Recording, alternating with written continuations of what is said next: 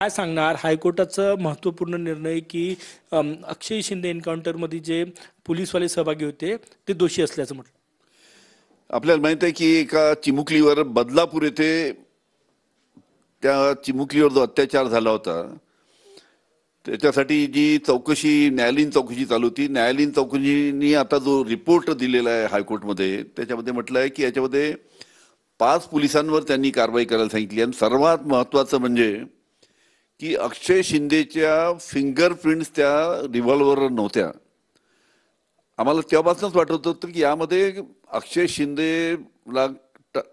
शिंदेला target करून दोषी कोणी दुसराच आहे का, अशा पद्धतीचा संशय त्यावेळेस अनेकांनी व्यक्त केला होता। अनेकाचा संशय त्या शाळेचे जे आपटे जे होते, ज्यांची जी शाळा होती त्यांच्यावर सुद्धा संशय होता।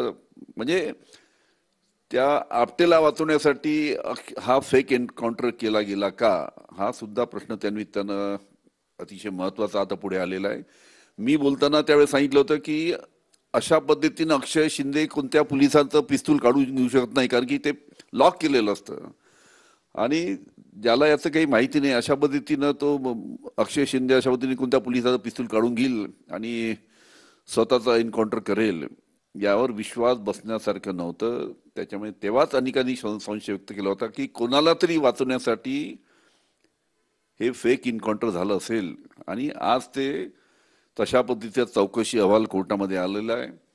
याच्यामध्ये सखोल चौकशी होणं गरजेचं आहे। या 5 पोलिसांवर त्यांनी कारवाई करायला सांगितली आहे ती तर झालीच पाहिजे, पण याची सखोल चौकशी झाली पाहिजे की कोणाला वाचवण्यासाठी, त्या शाळेच्या व्यवस्थापनाचे जे आपटे होते त्यांना वाचवण्यासाठी हे संपूर्ण फेक एन्काउंटर राज्य शासनाच्या माध्यमातून तर झाला नाही का, याची सुद्धा व्यवस्थित सखोल चौकशी व्हायला पाहिजे।